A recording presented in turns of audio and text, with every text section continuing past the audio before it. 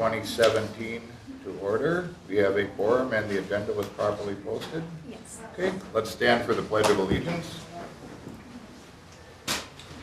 I pledge allegiance to the flag of the United States of America and to the republic for which it stands, one nation, under God, indivisible, with liberty and justice for all. Item 4 is public appearances. And this is public's opportunity to speak about any subject that's not a specific agenda item, and I don't think we have any tonight. Okay. Item 5, discuss and consider the minutes from the Plan Commission meeting of October 18th. Any comments, corrections? My name is spelled wrong Okay. throughout the document. Okay. And then, I don't know if this is the place or not, but I'd like to know who requested the roll call vote on item number 7, because my recollection is that came from the audience. It did come from the audience, and I indulged him. Okay. And that's the last time that's going to happen. Okay, And that was Joe Byrne. okay. Thank you. Yep. No correction, it was Micah Zilke that called for the roll. Okay, you say so. Fair enough. Mike Zilke, former village trustee. All right. All right. Any other additions, corrections? Okay. If not, I'll make a motion to approve the minutes with the correction.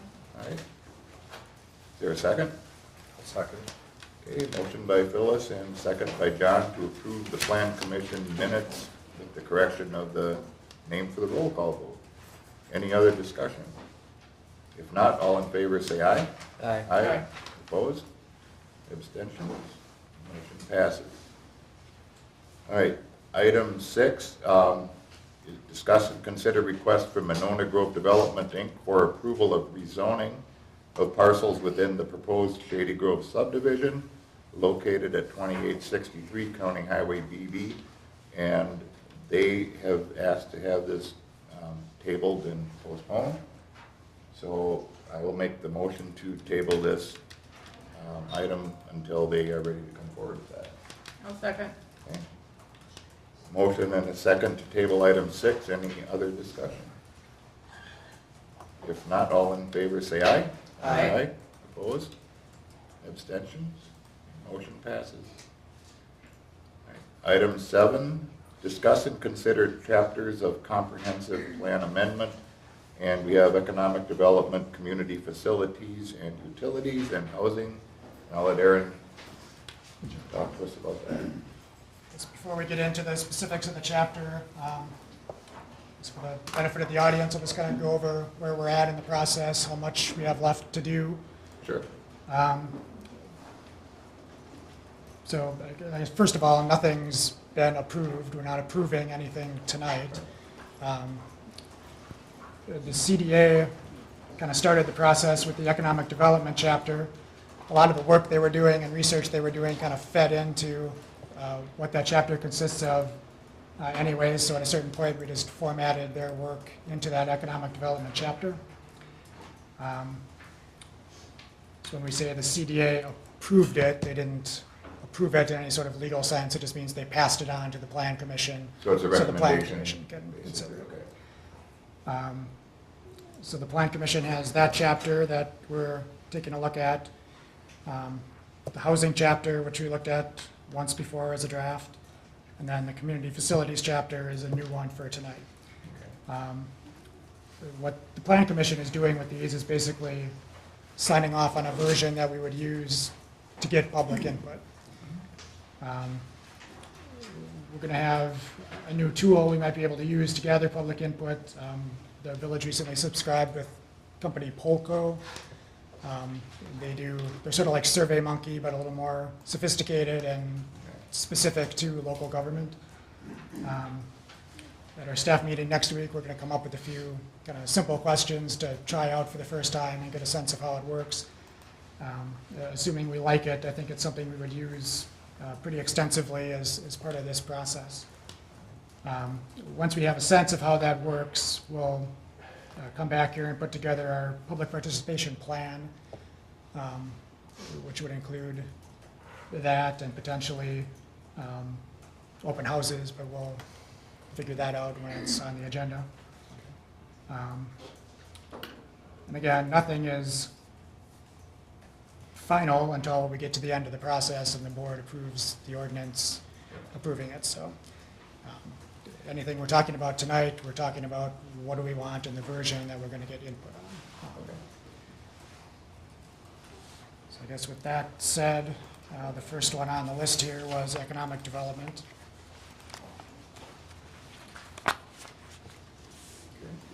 And we did look at this once before at the point where the CDA had kind of wrapped up the text part of it, but they hadn't finished off their goals and policies. So at this point, we're bringing it back with that part complete as well.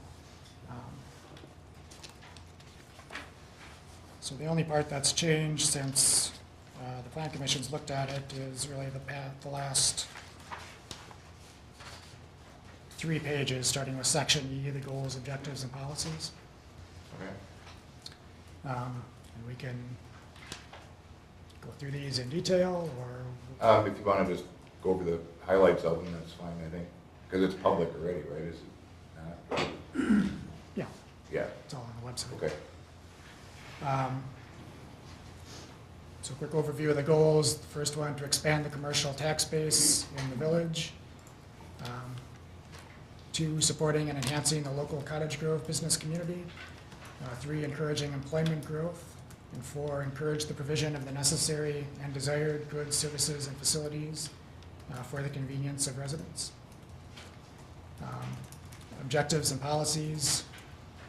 One of the main ones is starting to work with the landowners north of I-94. The CDA really sees that as the next growth area for non-residential properties in the village, commercial, Okay. Industrial uses. So some of the specific policies related to that would be pursuing an urban service area amendment up there, investigating the creation of a TIF district up there, and then working with landowners, the economic development organizations at the regional and state level, developers and other interested parties to get the best users we can up there. Okay? Another potential policy, when there's an appropriate amount of land, would be to go through a site certification process, such as those run by either MADRAP or the WEDC. And then the final policy was prioritizing projects with higher aesthetic quality within sight of the interchange. Okay. So they were kind of envisioning something closer to the Commerce Park along N and TT, and then as you move further away from the main corridors, opening it up more to light industrial or distribution type uses.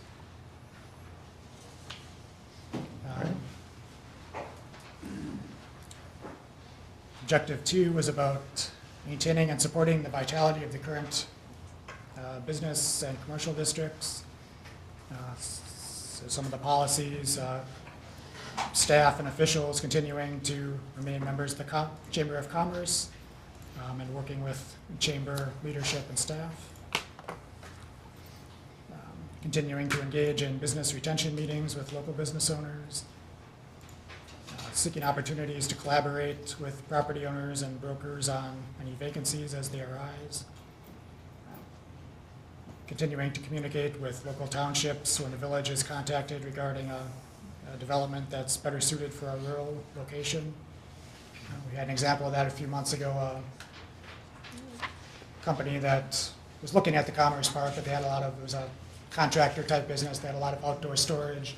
Wasn't suitable for the Commerce Park, but I directed them down to Chris Hampton as a potential for Okay. the area around 12 and 18. Then maintaining an adequate supply of land in our existing business districts to facilitate further growth. 3, looking at redevelopment and infill opportunities. Some policies related to that, using the comp plan to identify those opportunities. Considering the judicious use of TIF financing to facilitate redevelopment and infill projects. And then collaborating with local, regional, state agencies to seek opportunities for grants that could facilitate those projects. The fourth objective was encouraging a positive impression of the village in media and to residents in the region, and marketing the village to desired businesses and brokers. So working in collaboration with local partners to define community brand or identity. That's the project that the chamber is working on right now, and I know one of our board members is part of The branding Yeah. project, okay. yeah, Forrest Crawford is part of the committee at the chamber Okay. working on that. Seeking opportunities to collaborate on marketing initiatives. An example of that is the ad we do in the Mad Rep magazine that they use as a outreach tool. Okay. Continuing to maintain attractive community entry signage, considering entry signage and directional signage when the Glacial Drumlin Trail is connected. Continuing to ensure the Village and Commerce Park websites are up to date. And continue to keep marketing materials current and flexible.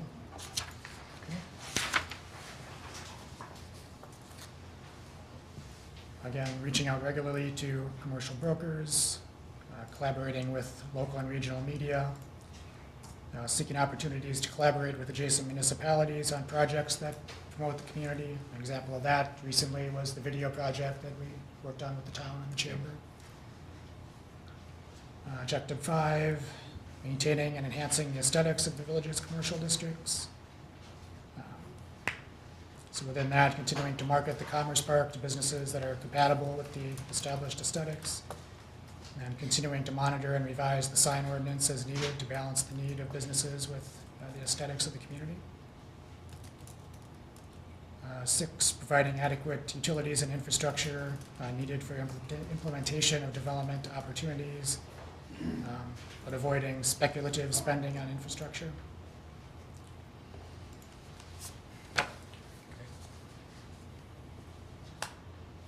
Okay. So if you have any Any, thoughts on those, anything you think we're I missing? mean, what I've seen so far, I really like. I think it's pretty thorough. Any comments, questions from commission members on what Aaron's put together? I know this has been kind of an ongoing project with various components of this plan, so. Yeah, the CDA did a lot of real good work on this. Okay, so is there a point when this all coalesces and we just adopt the whole comprehensive plan as a package, or? Yeah, so I think, Okay, and again, we'll talk about that process a little more at a subsequent meeting, but what I would envision is putting a few chapters out at a time to get feedback. That feedback would feed into the land use components. We talked a little bit about the way we want to format the land use this time around. Okay. When the land use parts are done, I think we would seek opportunities for feedback on those, probably more of an open house setting. And then we would come back, make any changes we want to make, issue a public hearing draft. Then there's a certain period of time before the public hearing, and then sure. the plan commission and the board would adopt it at the end. So we're still closer to the start of this than we are today. I think it's been a while since this has been revisited, if I remember right, but, so it's good. It's been tweaks, I think, the last few, Yeah. and this is a little more substantial this time. More thorough. All right, thank you, Aaron. Um, Any other comments, questions for Aaron? Okay. Do we want to go over the other? Yeah, go ahead and let's go through the other parts. So I guess the next one on the list was the community facilities and utilities. This is one that you haven't seen yet, so it's probably still some work we would have to do on it, but I'll just give you a chance to look at it up front here.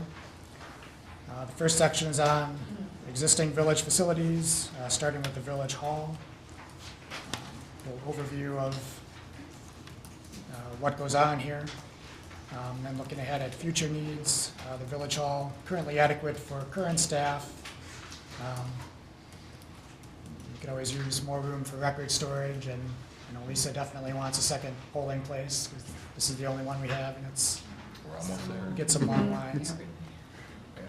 Earlier this year, staff did a real rough study of space needs within this building and within the municipal services building. What we kind of found from that is that a 25-foot extension kind of off this wall here could allow us to rearrange this room a little bit and add about 3 offices. We could also take the island out of the existing workspace and add some cubicles there. And those changes would probably be enough to keep this space adequate for the staff for the foreseeable future. Okay. And probably that extension is not even something we would need. Part of my question, I guess, is where you balance, how effective is it to look at expanding this facility versus moving the whole operation down onto Progress Drive? And because we're losing a tenant and we have that potential space available, is there Yeah, I think a thought in that? the key recommendation that I put in the chapter here is I think that the village should consider engaging an architect to do a real facility study on the Okay. whole village. Well worth the You know, that's going to give us the answers diligence. Yeah, we really need on that. okay. Yeah, not that one. Okay. Next, we looked at the municipal services building down on Progress Drive. It's a 40,000 square foot building. The village purchased it in 2014. It became operational the following year after we renovated about 29,000 square feet. That holds the police, public works, and the parks department. The police, their space, they're saying should be adequate for the foreseeable future. For public works and parks, I think there's currently enough office space. They're kind of pushing the envelope already on vehicle storage over there. Right.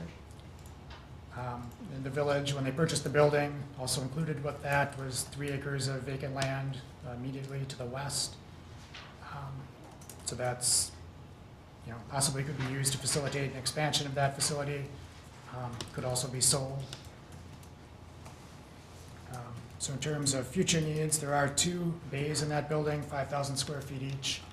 With the exception of an existing generator that's in there, that space is available for expansion of office spaces. It could be another large meeting room for rec classes, could also be a second polling place. And using that vacant land adjacent, there would be plenty of room to extend the building out for more vehicle storage. The village also still owns the former Public Works building on Bonnie Road. The village salt shed is still on that property. It's still used as a brush collection drop-off site. And Public Works does still store some vehicles over there.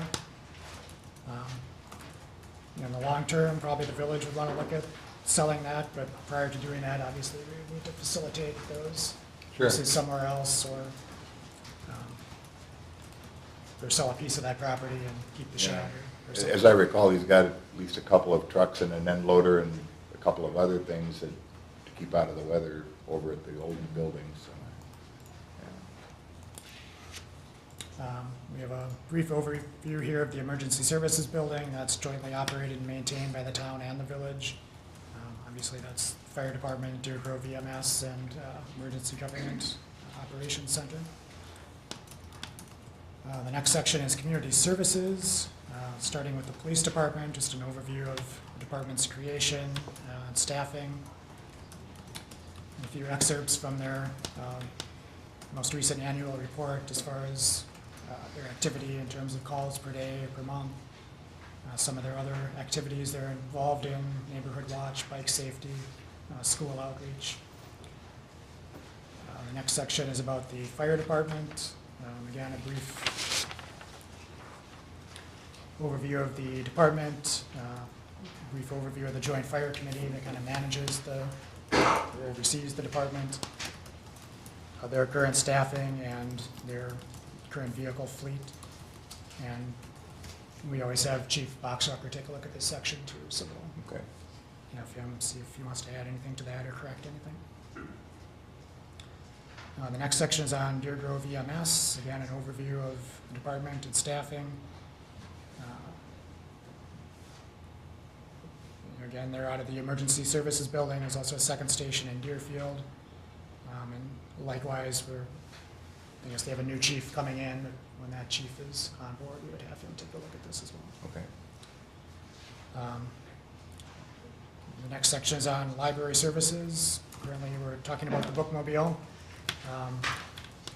That's always a touchy subject, so It is radioactive. if anyone wants to take a plunge at adding to that, otherwise we can just leave it, talking about the bookmobile.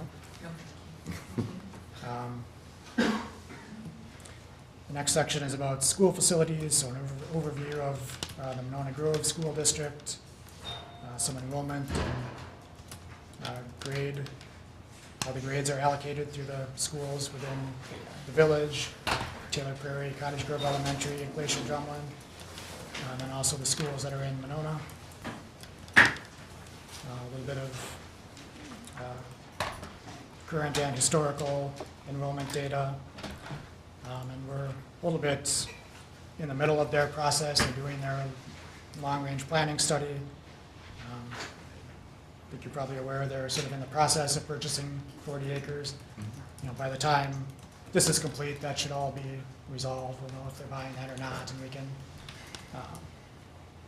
touch base with the school district and I think update this. So we can finalize that part when they do their part. Okay.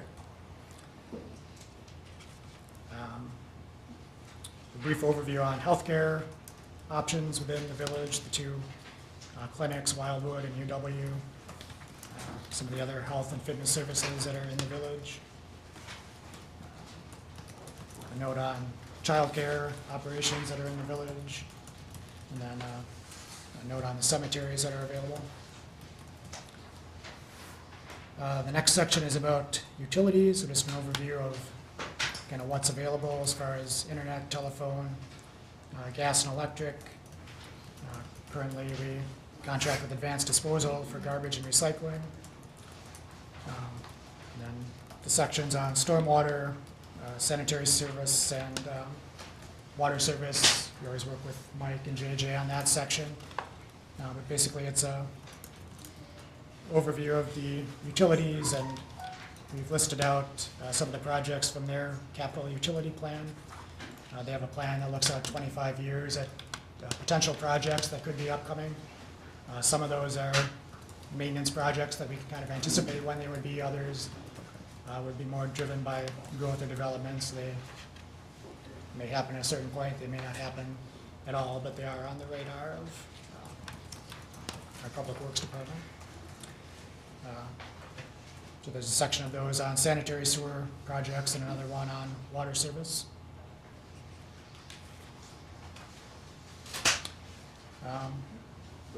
Keep the overview of Parks and Recreation kind of brief within this plan. The Parks Department is working on their Park and Open Space update. So that's really going to be where a lot of their more detailed information is going to be.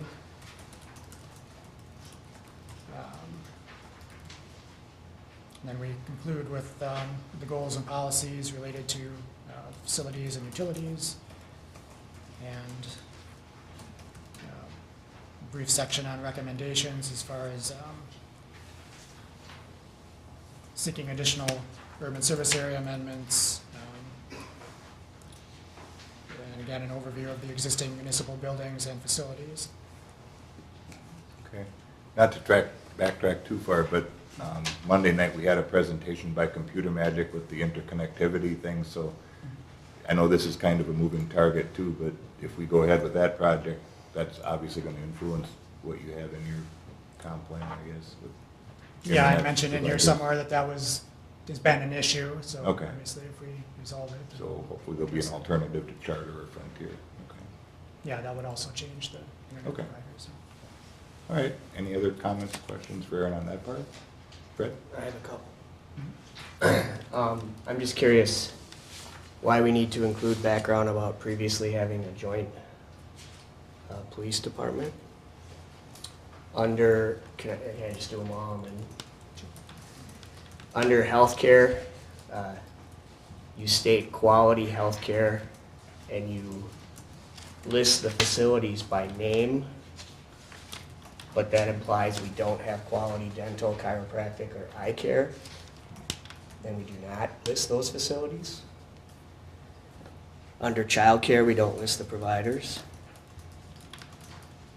just just curious add an individual. why in certain places we list them and others we don't, Okay, and why we're, you know,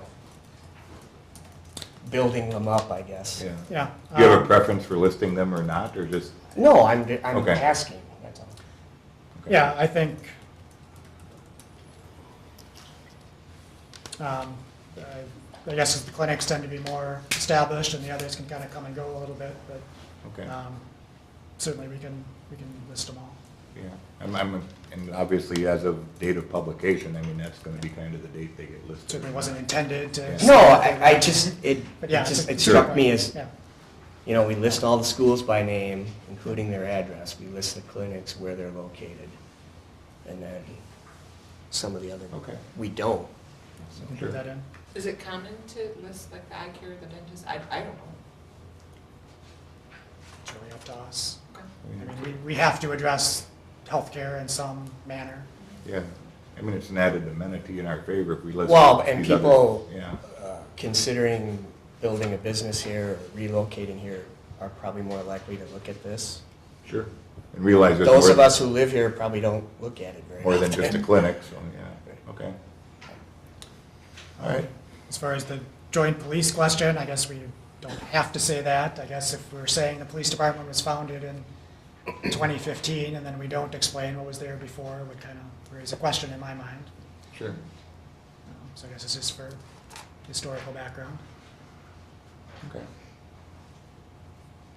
Fair enough. Any thoughts on the joint police issue? I mean, I'm fine with saying it started in 2015. Are we- Nice to have history. History is fine. Shows growth. Or due to growth, we formed our own police department, just leave it at that kind of a thing? Okay. Greg, you brought it up. Do you have a problem with your way? No, I was just asking. Okay.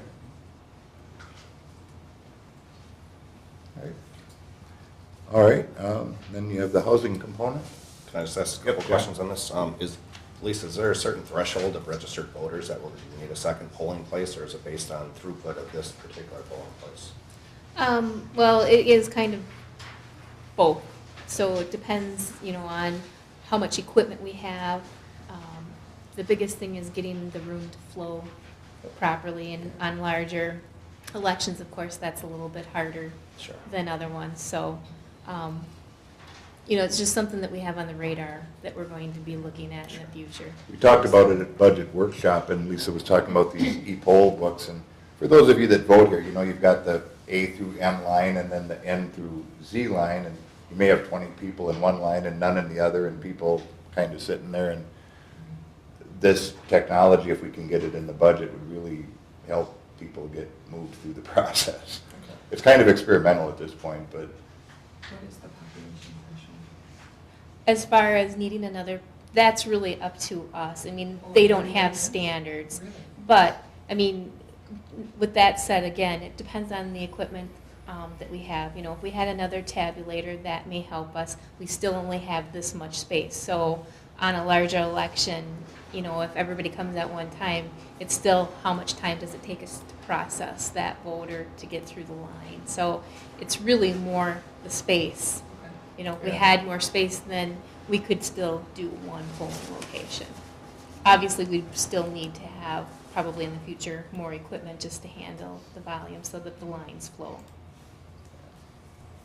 And the second question I had is for record storage.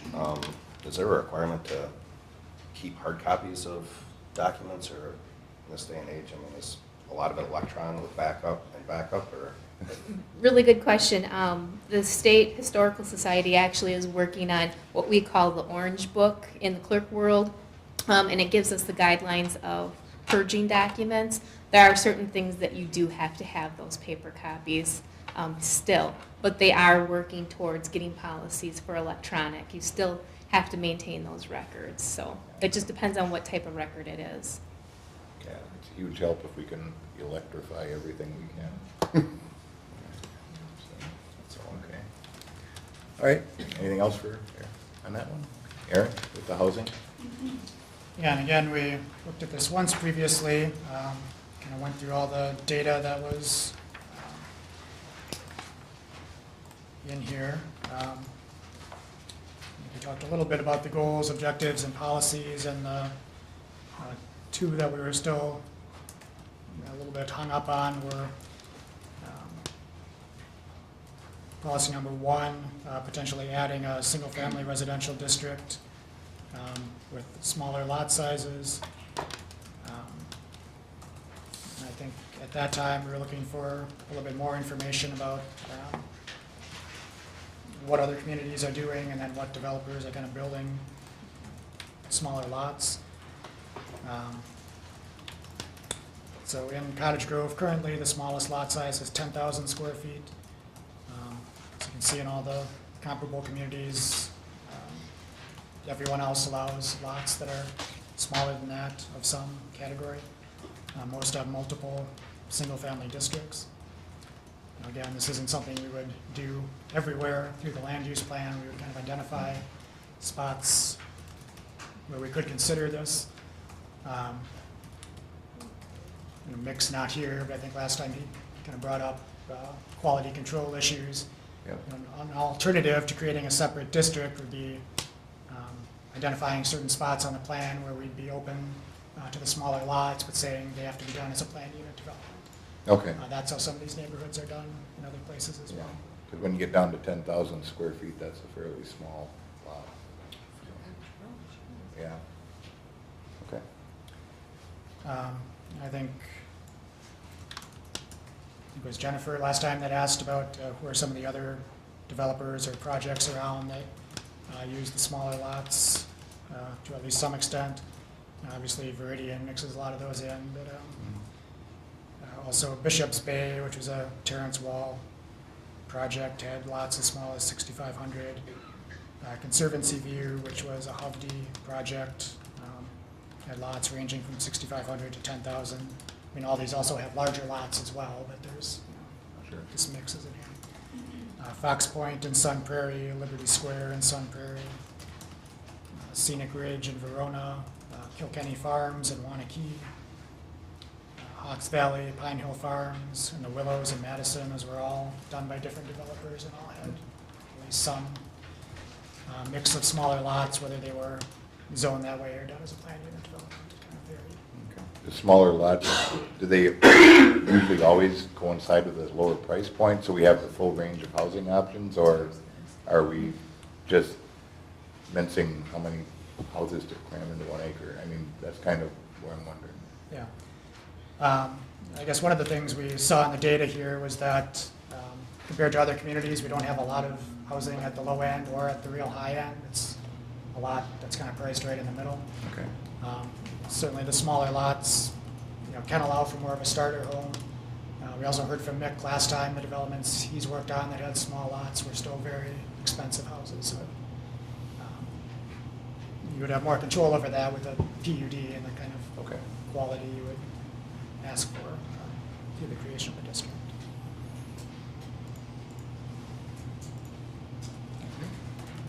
Any questions for Aaron on the housing component? I mean, I kind of agree we need to expand our range of offerings, I guess, if you will, what we can, but there's places for it and places maybe not. You don't necessarily have to decide anything today at this point. I think this is definitely a question where we will want public input on this one. I guess my only comment would be just, I don't know, I didn't see it in there, but just make mention that if we want to continue to develop business, we do have to have housing. People do want to live around where they work, so that the two go hand in hand. We can't have the increased business without having the availability of increased lots or housing. Right. And Summit's a good example. I mean, when you have 250 more people coming to work here, at some point they're going to say, I'm tired of driving, maybe I want to move here. We can't say, no, we want your Right. business, but no, can't live here. We don't want any more lots. Yeah. It's a reciprocal effect. Okay. Thanks, Aaron. All right, we are down to item number 8, comments from commission members. Don? Nope, that was my comment. Thank you. I have nothing. Phyllis? Jennifer? I agree with Don. And I apologize for missing the last meeting. I was not doing very well, so sorry about that. I did hear bits and pieces and just want to throw a shout out to our staff, the good work that they do. Thanks. John? Fred? Nothing. Matt? Aaron? Mike? Just for those of you that weren't here, I guess on Monday night, the interchange on Highway N heading towards Stoughton will hopefully be done by Thanksgiving. We had a presentation on that, so we can communicate with Stoughton once again. It's just, It's only been since April. it wasn't on my time. Speaking of that, when is the stoplights going to be done? Oh. On School Road, any idea? With the stoplights, Mike, do you anticipate when those will be going in versus the four-way stop that we have there currently? The City of Madison's in the middle of the install, and I would give them a couple more days on that. Okay. A couple more days, did you say? Yeah, So that it's up and Right. functioning? yes. Yeah. The So lights are up, they're just not. they're not You there know yet. what? They're- Honestly, I haven't been that way in a They're while. up, it's just, Yeah. It'll be a learning curve for people, but it's good. I think they do like one a day. Yeah, and I think that project actually went really well, I mean, fairly quickly and just nicely done. Yeah, and the four-way stop, it's a good time to have that, Yeah. to have a pause before you put a traffic signal in, to get drivers on N used to stopping for School Road. Yep, And so that, I understand at 4:55 PM, there could be a 10-car queue there coming into town, but I think I timed it out at about a minute, that I was in that queue. And so, that is an inconvenience, but it also is a safety measure as far as putting a new signal in. sure. So, Okay. Sounds good, thanks. Future agenda items, anything? Turn the heat down. We'll see what the timing is for Shady Grove. Yep, I assume we'll come back either next meeting or I at think some the point. next or final step is a rezoning, is that correct? Yeah, they talked about possibly making changes, so it Yeah. depends what the extent of the changes. And he was talking about maybe a phased rezoning where we don't rezone everything all at once, so I had a conversation with them as well, so whatever we can make the most amenable to people, that's what we'll do. Okay. All right, We'll keep working on comp plan stuff. I guess I'll point out that nobody's missed their opportunity to provide input on this. We're just not even to that point yet. right. I know you've been doing this for a few months, are there more components to this whole comp plan package yet? I mean, you've gone over quite a few already, and it's a big project, actually, it's Yeah, pretty there's significant. 10 or 11 chapters. This is just 3. Yeah. So. All right, well, thank you. All right, Motion to adjourn. Jack, can I got on with the school at conference, I just have 3 minutes. you want 3 minutes? What's your subject, and, Comprehensive plan. well, if we're on the comprehensive plan, I guess we can talk about the comprehensive plan. We're not really on it. You're not really on it. Well, We passed it. yeah, we're actually past it, so I'm sorry, Mr. Byrne, just, I guess, send us an email, or we'll put it on the next agenda. Okay. It's just a Robert's Rule of Order thing, sorry. I will do that, I'll talk to some of the Yep, commissioners after the meeting. I'm sure you have my card out there, my email address, so. All right, we have a motion to adjourn, was there a second? Second. All right, motion and second to adjourn, non-debatable, all in favor say aye. Aye. Opposed? Thank you.